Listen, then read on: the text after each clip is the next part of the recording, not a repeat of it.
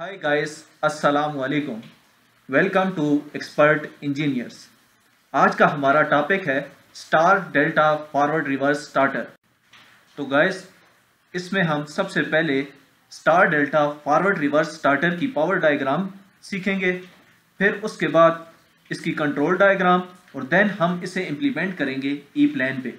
तो बढ़ते हैं अपने टॉपिक की तरफ। ये हमारे पास star delta forward reverse starter की पावर डायग्राम है। इसमें ये हमारे पास वो मेन पावर सप्लाई है जिसके साथ हमने मोटर को कनेक्ट करना है, यानी मोटर को पावर किससे देनी है? इस मेन सप्लाई से। देन हमारे पास 3 फेज ओवरलोड के कॉन्टेक्टर्स हैं जो तीनों फेज पर लगे हुए हैं। इन केस के अगर मोटर अपनी रेटेड वैल्यू से ज्यादा करंट ड्रा करती है तो ये कॉन्टेक्टर्स ओपन हो जाएंगे जो नॉर्मली क्लोज होते हैं।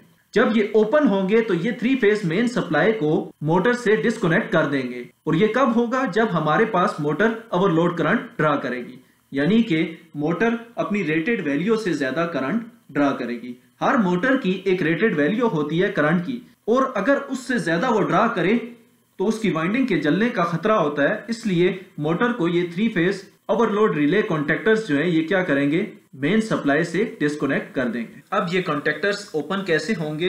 रिले की मैग्नेटिक कॉइल जो है वो कंटिन्यूसली मोटर से गुजरने वाले करंट को सेंस करेगी। इन केस के अगर जो वैल्यू हमने रिले पे सेट की उससे करंट की वैल्यू बढ़ गई तो देन वो इन कॉन्टेक्टर्स को ओपन कर देगी। अब अगर हम मेन MCCB को ऑन करते हैं तो तमाम फेजेस में हमारे पास वोल्टेजेस आ जाएंगी, यानी कि तीनों के तीनों फेज रेड, येलो और ब्लू ये तीनों एनर्जाइज हो जाएंगे।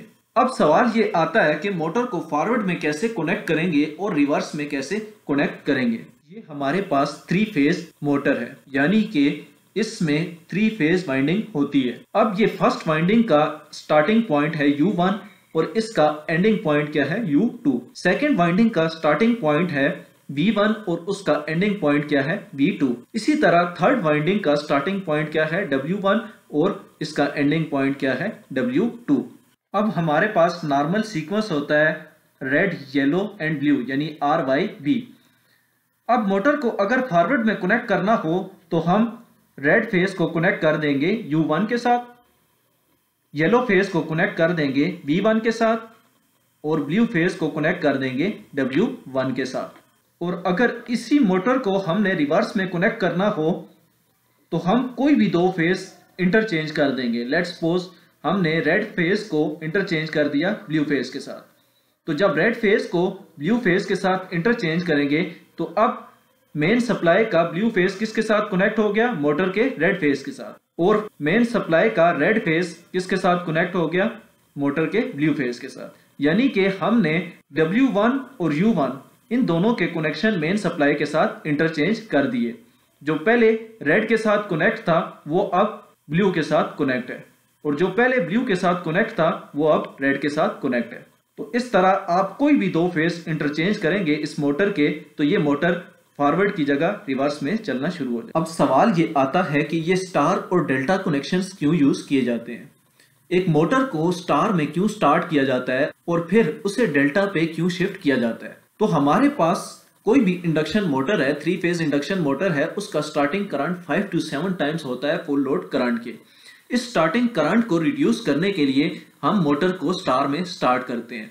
स्टार में हम मोटर को इसलिए स्टार्ट करते हैं ताकि इसका करंट √3 टाइम्स रिड्यूस हो जाए। वंस जब ये मोटर अपने फुल लोड रेटेड करंट का 50 to 70% अचीव कर लेती है तो हम इसे डेल्टा पे शिफ्ट कर देते हैं। अब ये स्टार और डेल्टा कनेक्शन करेंगे कैसे?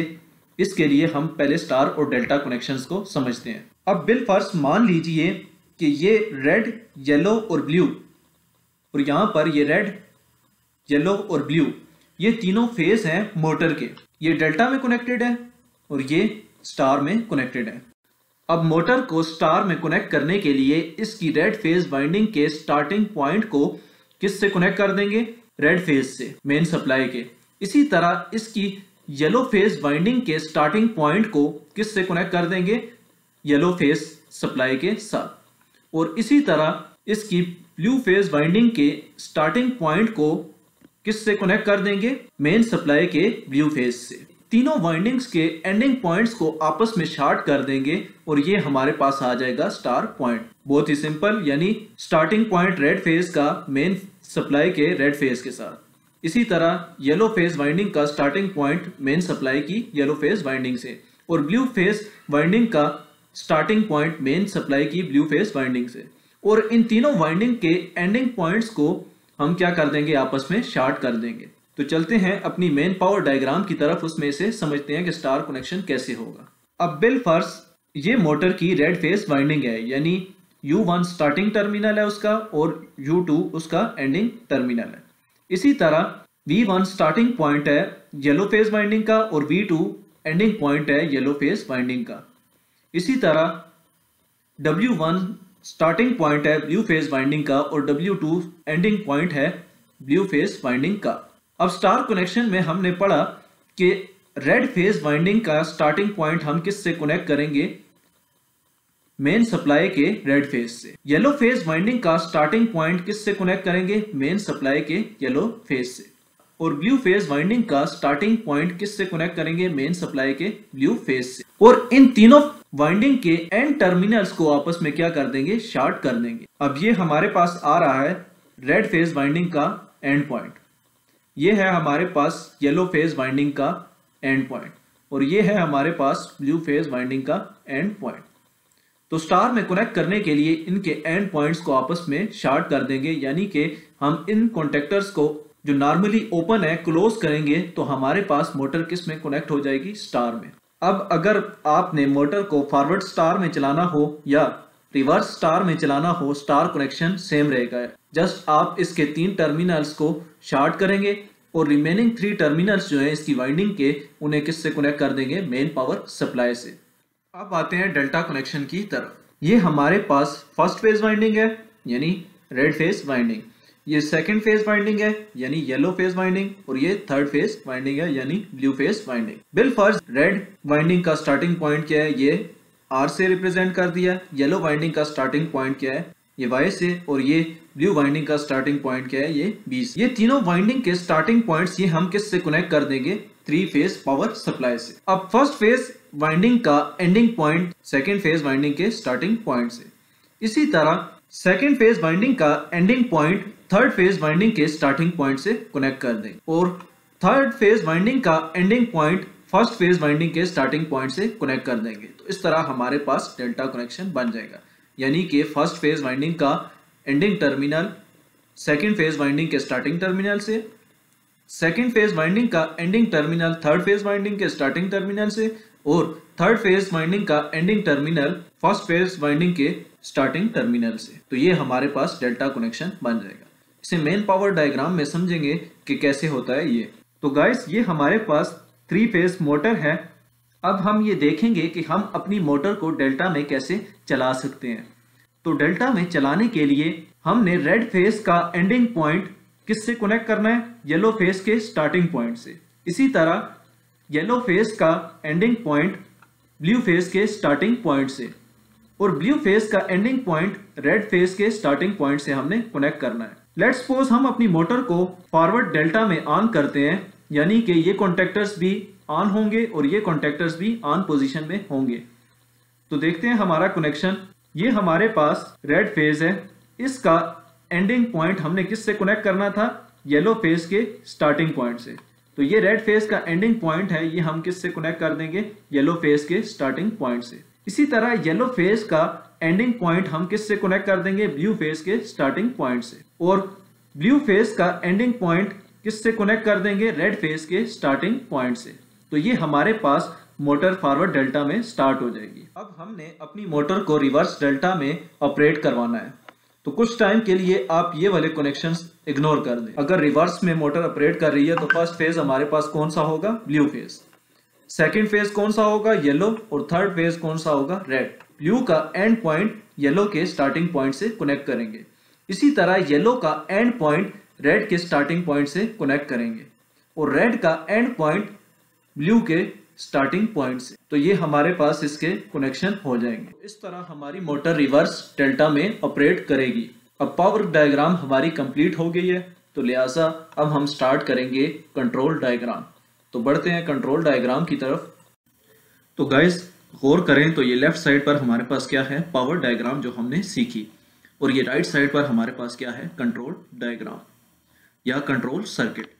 अब कंट्रोल सर्किट कैसे एनर्जाइज होगा, इन तीनों फेज में से किसी भी एक फेज से आप इसे कनेक्ट कर देंगे और यहां पर आप क्या कनेक्ट करेंगे, न्यूट्रल। अब ये हमारे पास मिनिएचर सर्किट ब्रेकर है यानी एमसीबी। उसके बाद हमारे पास ये ओवरलोड रिले के नॉर्मली क्लोज कॉन्टैक्ट्स हैं यानी 95 एंड 96। उसके बाद हमारे पास ये स्टॉप बटन है। देन हमारे पास नीचे हमारा कंप्लीट कंट्रोल सर्किट है। अब देखें तो ये नॉर्मली क्लोज है और ये भी नॉर्मली क्लोज है। जैसे ही हम एमसीबी को इन करेंगे सर्किट में तो हमारे पास इस लाइन पर फेज वोल्टेज आ जाएगी। अब हम देखते हैं अपनी मोटर को फॉरवर्ड में कैसे चलाएंगे। गाइस अब हम इस सर्किट की लॉजिक समझते हैं। पहले हम अपनी मोटर को फॉरवर्ड स्टार में स्टार्ट करेंगे और फिर उसे डेल्टा पे शिफ्ट करेंगे। इसी तरह हम अपनी मोटर को रिवर्स स्टार में स्टार्ट करेंगे और फिर उसे डेल्टा पे शिफ्ट करेंगे। तो वन बाय वन दोनों को समझते हैं। अब लेट्स सपोज हम अपनी मोटर को फॉरवर्ड में स्टार्ट करेंगे, तो लिहाजा फॉरवर्ड में स्टार्ट करेंगे तो स्टार्ट किस में करते हैं, हम स्टार में, ताकि हम स्टार्टिंग करंट रिड्यूस कर सकें। ये फॉरवर्ड पुश बटन है मोटर को फॉरवर्ड में स्टार्ट करने के लिए। जैसे ही आप फॉरवर्ड पुश बटन को ऑन करेंगे तो हमारे पास ये कॉइल एनर्जाइज हो जाएगी। ये मैग्नेटिक कॉइल, फॉरवर्ड की मैग्नेटिक कॉइल जब एनर्जाइज होगी तो ये अपने तमाम के तमाम नॉर्मली ओपन कॉन्टैक्ट्स को क्लोज कर देगी और जितने इसके नॉर्मली क्लोज कॉन्टैक्ट्स हैं उन्हें क्या कर देगी, ओपन कर देगी। अब देखें तो ये इसके नॉर्मली ओपन कॉन्टैक्ट्स हैं, इन्हें क्या करेगी, क्लोज करेगी, यानी मोटर आपकी किस में स्टार्ट हो जाएगी, फॉरवर्ड में। अब फॉरवर्ड पुश बटन के पैरेलल में देखें तो हमने एक फॉरवर्ड मेन का कॉन्टेक्टर यूज किया हुआ है जो नॉर्मली ओपन है। अब अगर ये नॉर्मली ओपन है, जब ये कॉइल एनर्जाइज हो जाएगी तो ये इसे क्या कर देगी, क्लोज कर देगी। जब ये इसे क्लोज करेगी तो अब अगर आप पुश बटन को छोड़ भी दें तो आपके पास सप्लाई कहां से आएगी, फॉरवर्ड मेन की कॉइल को इस पाथ से। फॉरवर्ड मेन की कॉइल हमारे पास एनर्जाइज है तो इसका जो ये नॉर्मली क्लोज कॉन्टैक्ट है ये क्या हो जाएगा, ओपन। जब ये ओपन हो जाएगा, अब अगर आप मोटर को रिवर्स में स्टार्ट भी करना चाहें तो क्योंकि यहां से पाथ ओपन है तो ये कॉइल आप एनर्जाइज नहीं कर सकते, तो लिहाजा आपकी मोटर रिवर्स में स्टार्ट नहीं होगी। ये इसलिए यूज किया जाता है ताकि आप मोटर को एट अ टाइम फॉरवर्ड और रिवर्स दोनों डायरेक्शन की कमांड ना दें। लिहाजा जब भी मोटर आपके पास फॉरवर्ड में चल रही होगी तो आप उसे रिवर्स में नहीं चला सकते। इसी तरह अगर आपके पास मोटर रिवर्स में चल रही है तो इस कॉन्टेक्टर की वजह से आप उसे फॉरवर्ड में नहीं चला सकते। अब जब ये कॉन्टैक्ट ओपन होगा तो आप चाहे यहां से जितना भी ट्राई करें, रिवर्स स्टार्ट बटन को ऑन करें, ये पाथ आपके पास क्योंकि ओपन है तो लिहाजा इस कॉइल को आप एनर्जाइज नहीं कर सकते। यानी आप अपनी मोटर को अगर वो फॉरवर्ड में चल रही है तो उसे रिवर्स में कभी भी स्टार्ट नहीं कर सकते। अब मोटर को हमने फॉरवर्ड में स्टार्ट तो कर लिया, लेकिन स्टार्ट हमने करना था फॉरवर्ड स्टार में, तो लिहाजा अब स्टार की कॉइल को कैसे एनर्जाइज करेंगे, यानी ये नॉर्मली ओपन कॉन्टैक्ट्स इन्हें कैसे क्लोज करेंगे। अब ये मेन कॉइल एनर्जाइज है फॉरवर्ड की, तो लिहाजा ये क्या करेगी, अपने इस कॉन्टैक्टर जो नॉर्मली ओपन था इसे क्या कर देगी, क्लोज। जब इसे क्लोज करेगी तो क्योंकि हमारे पास यहाँ तक सप्लाई थी तो सप्लाई हमारे पास यहाँ से टाइमर को भी मिलेगी और स्टार की मैग्नेटिक कॉइल को भी मिलेगी। अब स्टार की मैग्नेटिक कॉइल को जैसे ही सप्लाई मिलेगी ये कॉइल एनर्जाइज होगी और अपने नॉर्मली ओपन कॉन्टैक्ट्स को क्या कर देगी, क्लोज कर देगी। अब ये फॉरवर्ड मेन के कॉन्टैक्ट्स भी क्लोज थे और ये कॉन्टैक्ट्स भी क्लोज हैं, तो लिहाजा हमारे पास मोटर किस में स्टार्ट हो जाएगी, फॉरवर्ड स्टार में। ये टाइमर जो है इस पर हम एक वैल्यू खुद सेट करते हैं कि मोटर अपने इतने टाइम में 50 to 70% full load current achieve कर लेती है। ये टाइमर की कॉइल एनर्जाइज होने के बाद ये काउंट करती है उस टाइम को। जैसे ही वो टाइम कंप्लीट होगा, यानी इतना टाइम के जिसमें मोटर ने अपना 50 से 70% फुल लोड करंट का अचीव कर लिया, तो ये अपने नॉर्मली क्लोज कॉन्टैक्ट को क्या कर देगा, ओपन, और जो इसका नॉर्मली ओपन कॉन्टैक्ट है उसे क्या कर देगा, क्लोज। अब ये कॉन्टैक्ट जो नॉर्मली क्लोज था जब ओपन होगा तो स्टार कनेक्शन हमारे पास डिस्कनेक्ट हो जाएगा, यानी मोटर अब स्टार में नहीं रही, और ये इसका नॉर्मली ओपन कॉन्टैक्ट है, ये क्या हो जाएगा, क्लोज। जब ये कॉन्टैक्ट हमारे पास क्लोज होगा तो हमारे पास सप्लाई कहां से आएगी, यहां से नीचे। अब ये फॉरवर्ड मेन का, क्योंकि ये कॉइल एनर्जाइज थी तो फॉरवर्ड मेन का कॉन्टैक्ट क्लोज होगा तो सप्लाई हमारे पास यहां से होती हुई इस फॉरवर्ड डेल्टा पे आएगी। जैसे ही फॉरवर्ड डेल्टा पे आएगी तो हमारे पास ये फॉरवर्ड डेल्टा के कॉन्टैक्ट्स क्लोज हो जाएंगे और हमारे पास मोटर स्टार से शिफ्ट हो जाएगी डेल्टा में। ये कितने टाइम में शिफ्ट होगी ये डिपेंड करता है इस टाइमर कॉइल के टाइम पे जिस पे हम इसे सेट करें। फॉरवर्ड डेल्टा की कॉइल एनर्जाइज हुई तो ये भी अपने तमाम के तमाम नॉर्मली क्लोज कॉन्टैक्ट्स को क्या कर देगी, ओपन कर देगी। यानी ये फॉरवर्ड डेल्टा का नॉर्मली क्लोज कॉन्टैक्ट है तो ये ओपन हो जाएगा, यानी अब यहाँ से नीचे सप्लाई नहीं आ सकती। इसी तरह ये क्लोज कॉन्टैक्ट है तो ये भी ओपन हो जाएगा, यानी नीचे स्टार में करंट फ्लो नहीं करेगा। इसी तरह फॉरवर्ड डेल्टा की कॉइल जब एनर्जाइज होगी तो इन कॉन्टैक्ट्स को क्लोज करेगी, तो लिहाजा मोटर हमारे पास अब फॉरवर्ड डेल्टा में चलेगी, यानी यहाँ से ये कनेक्शन फॉलो करेगी। अब हमने देखना है मोटर को रिवर्स स्टार में कैसे स्टार्ट करेंगे और फिर उसे डेल्टा पे कैसे शिफ्ट करेंगे। जब आप रिवर्स पुश बटन को ऑन करेंगे तो आपके पास ये रिवर्स मेन की कॉइल एनर्जाइज होगी। जब ये कॉइल एनर्जाइज हो जाएगी तो ये अपने नॉर्मली ओपन कॉन्टैक्ट्स को क्या कर देगी, क्लोज, यानी कि मोटर के आपने दो फेजेस को इंटरचेंज कर दिया। अब देखें यहाँ पर रेड और ब्लू था, जब ये कॉन्टैक्ट्स क्लोज होंगे तो ब्लू की जगह क्या आ जाएगा आपके पास, रेड, और रेड की जगह ब्लू, यानी दो फेजेस को आपने क्या कर दिया, इंटरचेंज कर दिया। अब जब दो फेजेस इंटरचेंज होंगे तो मोटर जो पहले फॉरवर्ड में चल रही थी ये किस में चलेगी, अब रिवर्स में। जब ये कॉइल एनर्जाइज होगी तो ये इस अपने नॉर्मली क्लोज कॉन्टैक्ट को ओपन कर देगी। अब ये कॉन्टैक्ट ओपन हो गया। अब अगर आप फॉरवर्ड में स्टार्ट भी करना चाहें तो क्योंकि यहाँ से पाथ ओपन है तो आप मोटर को फॉरवर्ड में स्टार्ट नहीं कर सकते। इसे कहते हैं इंटरलॉकिंग, यानी कि अगर मोटर फॉरवर्ड में चल रही है तो उसे आप रिवर्स में स्टार्ट ना कर सकें, और इसी तरह अगर मोटर रिवर्स में चल रही है तो उसे आप फॉरवर्ड में स्टार्ट न कर सकते। जब हम स्टार्ट पुश बटन को ऑन करेंगे तो हमारे पास रिवर्स मेन की मैग्नेटिक कॉइल एनर्जाइज हो जाएगी। जब ये मैग्नेटिक कॉइल एनर्जाइज होगी तो ये अपने तमाम के तमाम नॉर्मली क्लोज कॉन्टैक्ट्स को ओपन कर देगी और तमाम नॉर्मली ओपन कॉन्टैक्ट्स को ये क्लोज कर देगी। अब लेट्स सपोज ये इसका, क्योंकि हमारे पास इसका ये जो था नॉर्मली ओपन कॉन्टैक्ट था, इसे क्लोज कर देगी। जब इसने इसे क्लोज किया तो हमारे पास जो पहले फॉरवर्ड में रेड से कनेक्ट था, ब्लू से और येलो से, अब देखें तो दो फेज हमने रिप्लेस कर दिए। ब्लू किससे कनेक्ट हो गया, रेड से, और रेड किससे कनेक्ट हो गया, ब्लू। तो मोटर के कनेक्शन हमारे पास रिवर्स हो जाएंगे, यानी कि हमने कहा था कि कोई भी दो फेजेस को इंटरचेंज करें तो मोटर किस में कनेक्ट हो जाएगी, रिवर्स में। अब हमने अपनी मोटर को रिवर्स कनेक्शन दे दिए। नेक्स्ट हमने अपनी मोटर को स्टार्ट करना है रिवर्स स्टार में। तो जब ये मैग्नेटिक कॉइल एनर्जाइज होगी तो ये अपने इस कॉन्टैक्ट को जो नॉर्मली ओपन है इसे क्लोज कर देगी। जब ये क्लोज होगा तो हमारे पास टाइमर की कॉइल भी एनर्जाइज हो जाएगी और स्टार की भी मैग्नेटिक कॉइल एनर्जाइज हो जाएगी। टाइमर की कॉइल एनर्जाइज होते ही ये टाइम को काउंट करना शुरू कर देगी। इस पर ऑलरेडी एक टाइम सेट होता है कि आया मोटर इतने टाइम में 50 to 70% फुल लोड करंट का अचीव कर लेगी ना। जैसे ही वो टाइम पूरा होगा टाइमर की कॉइल जो इसके नॉर्मली क्लोज कॉन्टैक्ट है उन्हें ओपन कर देगी और जो नॉर्मली ओपन है उसे क्लोज कर देगी। और इसी तरह जब ये स्टार की कॉइल एनर्जाइज होगी तो ये अपने इस नॉर्मली ओपन कॉन्टैक्ट को क्या कर देगी, क्लोज।